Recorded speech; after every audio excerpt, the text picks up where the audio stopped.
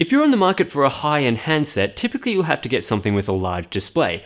5.2 and even 5.5 inches has quickly become the norm for these type of smartphones over the past couple of years. If you wanted a smaller and more compact device, you'd have to venture into the mid-range, and some people simply aren't willing to sacrifice the high-end performance and specifications that you would get from some of these larger devices. But Sony has released a smartphone that could be the perfect mix of a small portable body with high-end specifications. It comes with a 4.6-inch display, which is very manageable by today's standards, and all the same hardware as their flagship Xperia Z3 smartphone, which I reviewed recently and found to be fairly decent. So, it's Tim Schieser for TechSpot here, and this is my review of the Sony Xperia Z3 Compact.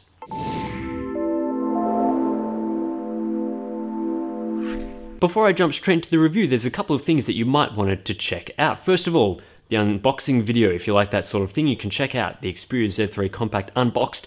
And if you might have been in the market for that larger smartphone with a 5.2-inch display, the Sony Xperia Z3, you can check out my review of that on TechSpot's very own channel right here. But now onto the Sony Xperia Z3 Compact, and one of the main features that this device has is the same SoC as the Xperia Z3. I'm talking about the Qualcomm Snapdragon 801, which we've seen in a load of phones coming out over this past year. Because the resolution of the Xperia Z3 Compact is just 720p, you find that the performance delivered by the Snapdragon 801 is actually better than competing 1080p smartphones, especially in games. You can check out all the benchmarks of this device in the full written review, and I can tell you it's a very solid performer around the operating system and in apps, so you shouldn't be disappointed about that at all. Another thing you shouldn't be disappointed about is the camera. It's a 20.7 megapixel Exmor RS sensor, the same one again as the Xperia Z3. Again, high-end hardware is all around in this smartphone. It delivers quite good photos, as I mentioned in my Z3 review. Unfortunately, the camera app does hinder the performance of the camera somewhat. For example, you can't take HDR shots at full resolution, and you can't get as good low-light performance, again with the full resolution imagery, but you do get a whole ton of features, and superior auto mode can be quite good for taking photos. So the actual quality of the camera shots that you get can be quite good, but the camera app just needs a little bit of work. Again, on the interface as well is another area where a bit of work by Sony could be going in to make this device a little bit better. So I've gone through some of the things that are the same in the Xperia Z3 Compact as the Xperia Z3, but not everything is this way, and one of the main things, of course, is the design. The Z3 Compact is a much smaller device, which means it's much easier to hold and operate with one hand. All corners of the display are very easy to use. It also has smaller bezels than the Xperia Z3, meaning that the device overall, including those bezels, is smaller proportionately compared to the Z3. In other words, it's not just a scaled down version of the Z3. They've actually tried to improve its usability by shrinking down the area to the top and the bottom of the display. You still get dual front-facing speakers, which is an excellent feature if you enjoy gaming and watching videos on your smartphone. And it comes with some of the same button placement as the Xperia Z3 as well, including the round power button, which I feel is slightly too low down on the Xperia Z3, but you also get a dedicated camera button, which again is quite good, and the full waterproofing of the Xperia Z3, so you can simply use this in the shower or use it for underwater photography in a pool without having to worry about damaging the hardware inside. Unfortunately, the addition of waterproofing means that there are some flaps on the left-hand side of the device to protect the SIM card slot, the micro SD card slot, and the USB port, which can be used for charging and transferring data. Luckily, if you get the magnetic charging dock, which retails for around $30 US, you won't ever have to open the flap to charge your smartphone, because you can simply connect up the ugly dock connector. Yes, I think Sony needs to work on the dock connector, it looks quite bad, but you just simply chuck your phone in the dock and it goes charging without any trouble at all. But one of the main features that I thought was really excellent about the Xperia Z3 has not transitioned to the Z3 Compact, and that is the aluminium edges around the outside of the device. This gave the Z3 a premium finish that felt great in your hands. It felt like a high-end smartphone, it had a great look to it, and it was curved to perfection, allowing it to fit in your hands with very little issue.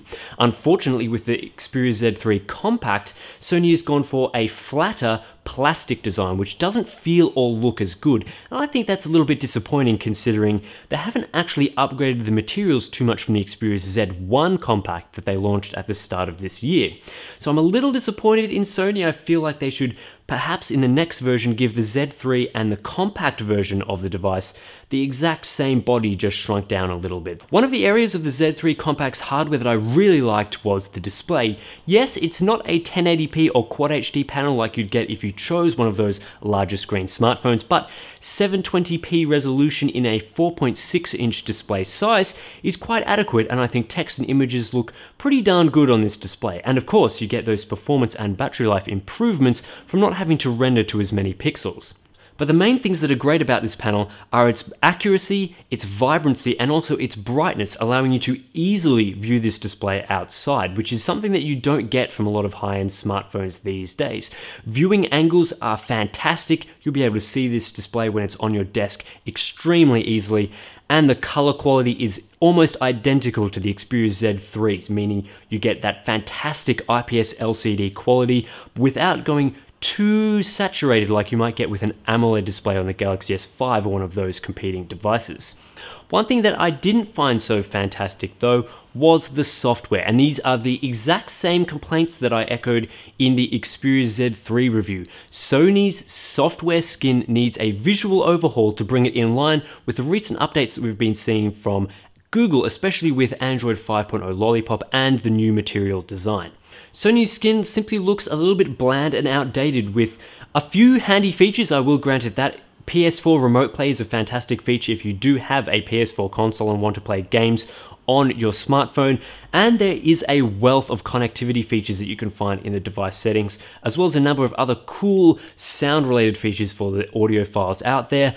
But just generally looking around the skin, it doesn't have that same nice design that we're seeing from other high-end smartphones with their skins these days. And to be honest, as much as I hate saying this, TouchWiz actually looks better these days than the Sony Xperia skin because it looks more modern than Sony's skin, which to be honest, they haven't done too many upgrades of compared to the original Xperia Z that launched at the start of 2013, so it's in bad need of a visual overhaul, and also to add in a couple of cool new features which I'd love to see in a smartphone like the Xperia Z3 Compact, which has all that high-end hardware. A few extra features and a new skin wouldn't go amiss, that's for sure. But I think you might be able to overlook some of these issues with the software in favor of the Xperia Z3 Compact's battery life.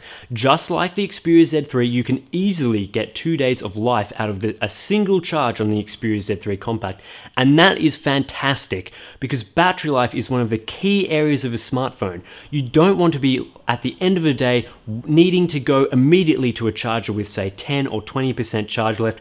You want to be able to accidentally forget to put your phone on the charger and not have to worry the next day about going to work with not enough charge left on the device.